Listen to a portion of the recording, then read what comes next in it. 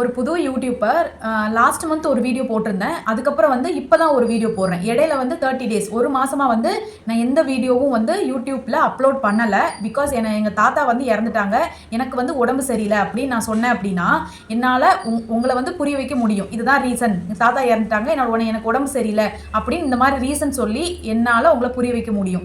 அதே ரீசனை கொண்டு போயிட்டு யூடியூப் அல்காரிதம் கிட்ட கொண்டு போய் நான் போய் சொன்னேன் அப்படின்னா, யூடியூப் அல்காரிதம் வந்து ஏத்துக்குமா? சேனல் மானிட்டைசேஷன் ஆகிறதுக்கு வந்து ஒரு வருஷம் நமக்கு வந்து டைம் பீரியட் கொடுத்துருக்காங்க அப்படின்னு சொல்லிட்டு நம்ம அந்த ஒரு வருஷத்தையும் வந்து இழுத்தடிக்க கூடாது. எவ்வளோ சீக்கிரம் வந்து மானிட்டைசேஷன் வாங்கணுமோ அவ்வளோ சீக்கிரம் வந்து மானிட்டைசேஷன் வந்து ரியாக்ஷன் மட்டும் பண்ற ஒரு ஆள் தான். நான் வந்து காலைல எஞ்சி ஃபோனை பார்ப்பேன். எனக்கு என்ன தோணுதோ, நான் ஏதாவது நியூஸ் பார்த்தேன் இல்லைன்னா வைரல் வீடியோஸ் ஏதாச்சும் நான் பார்த்தேன் அப்படின்னா எனக்கு என்ன தோணுதோ அதை நான் வந்து போடுவேன். என்னோட வீடியோஸ் கீழே வந்து நிறைய பேர் வந்து கமெண்ட் பண்றீங்க, சிஸ்டர் எனக்கு வந்து வியூஸ் வந்து இந்த மாதம் ரொம்ப டவுன் ஆகிட்டே இருக்கு சிஸ்டர், என்னோட சேனல் வந்து ஒரு தடவை செக் பண்ணி பாருங்க, நான் ஏதாவது மிஸ்டேக்ஸ் பண்ணியிருக்கேன் அப்படின்னு சொல்லி பாருங்க அப்படின்னு சொல்லியிருந்தீங்க. நான் போயிட்டு நான் வந்து ஒரு 15 சேனல் கிட்டே நான் போய் பார்த்துருப்பேன். பார்க்கும்போது அந்த சேனலில் மெயினாக காமனாக இருக்க ஒரே இஷ்யூ என்னன்னா, இந்த மாதம் ஒரு வீடியோ போட்டால் அதுக்கடுத்த மாதம் வந்து அடுத்த வீடியோ, அதுக்கடுத்த மாதம் அடுத்த வீடியோ. பார்த்தா இவங்க எல்லாருமே வந்து புது யூடியூபர்ஸ். அப்போ தான் யூடியூப் ஸ்டார்ட் பண்ணியிருப்பாங்க, ஒரு வீடியோ போட்டிருப்பாங்க, அடுத்த ஒரு மாதத்துக்கு அப்புறம் அடுத்த வீடியோ, அதுக்கடுத்த ஒரு மாதத்துக்கு அப்புறம் அடுத்த வீடியோ. ஸோ வந்து ஒரு கன்சிஸ்டன்சி வந்து சேனலில் இல்லையே இல்லை. இதனால வந்து என்னோட சேனலே வந்து நிறைய இடத்துல நிறைய டைம் வந்து வியூஸ் வந்து கம்மியாயிருக்கு, சேனல் வந்து டவுன் ஆயிருக்கு. ஸோ என்னோட எக்ஸ்பீரியன்ஸ் அண்ட் நீங்கள் கேட்ட கொஸ்டினுக்கு எனக்கு அக்யூரேட்டாக தெரிஞ்ச ஆன்சர்னால நான் வந்து இன்னைக்கு அது ஒரு வீடியோவாக வந்து நான் கிளியர் பண்ணிடுறேன்.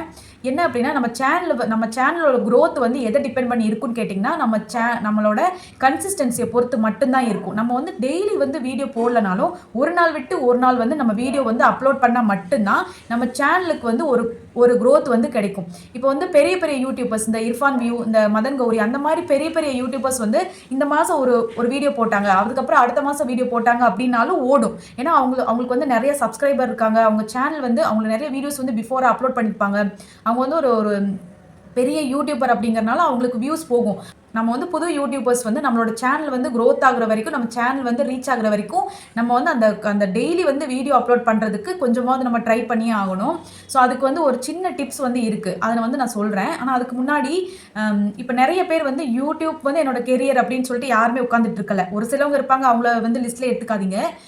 ஒரு சில நம்மலாம் வந்து ஹவுஸ் ஒய்ஃபாக இருக்கிற ஒரு ஆள், நம்ம கிட்ட கை குழந்தை இருக்கும், நம்ம ஸ்கூலுக்கு போகிற ஒரு ஆள், நம்ம காலேஜுக்கு போகிற ஒரு ஆள், நம்ம ஆஃபீஸ் போகிற ஒரு ஆள். ஸோ நமக்கு வந்து யூடியூப் வந்து ஒரு கெரியர் அப்படின்னு சொல்லிட்டு உட்காந்துட்டு இருக்க ஆள் நம்ம கிடையாது. நமக்கு டைம் கிடைக்கும் போது தான் நம்ம வந்து யூடியூப்ல வந்து வீடியோஸ் வந்து அப்லோட் பண்ணுறோம். இன்னைக்கு ஷூட் பண்ணுறோம், ஈவினிங் வந்து போஸ்ட் பண்ணுறோம். அப்படி வந்து நம்ம வந்து பண்ணுற ஒரு ஆள்.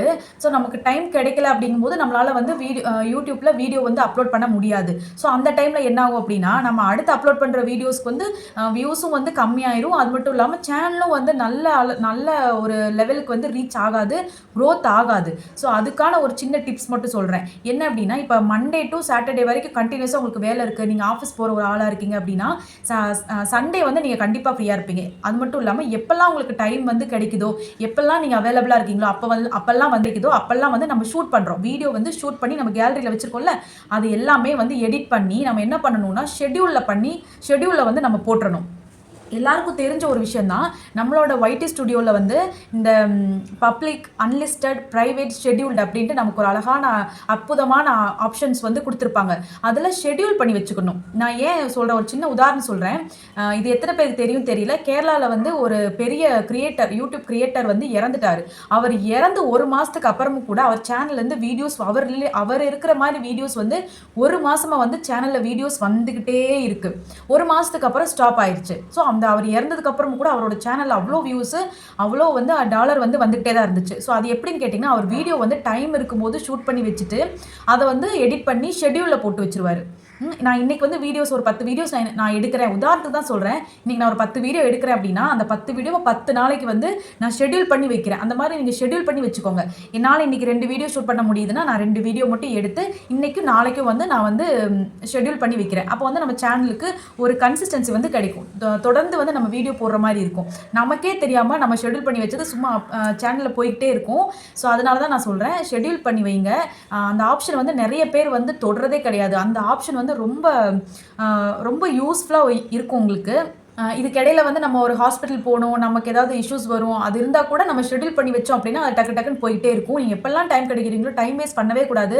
ஒரு ஒரு கிரியேட்டர் அப்படின்னா வந்து நம்ம என்னன்னா அடுத்தடுத்து என்ன பண்ணணும்னு யோசிச்சுக்கிட்டே தான் இருக்கணும். அ அடுத்து நம்ம என்ன பண்ணணும்னா, ஷெட்யூல் பண்ணி வச்சுக்கோங்க. உங்க வீடியோஸ் வந்து ஷெட்யூல் பண்ணி வச்சுட்டீங்க அப்படின்னா, அது அடுத்தடுத்து போயிட்டே இருக்கும்.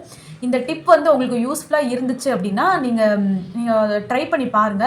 வேற உங்களுக்கு ஏதாவது டவுட் இருந்துச்சு அப்படின்னா, கமெண்ட்ல வந்து கேளுங்க. அது எனக்கு தெரிஞ்சு, அது எனக்கு ஒரு எக்ஸ்பீரியன்ஸ் குடுத்திருந்தா மட்டும் நான் உங்களுக்கு வந்து ஒரு வீடியோவா நான் உங்களுக்கு ரிப்ளை வீடியோவா நான் உங்களுக்கு போடுறேன். எனக்கு தெரிஞ்ச விஷயங்கள் மட்டும் சொல்றேன். தெரியாத விஷயங்கள வந்து நான் வந்து ரிப்ளை கூட பண்ண மாட்டேன்.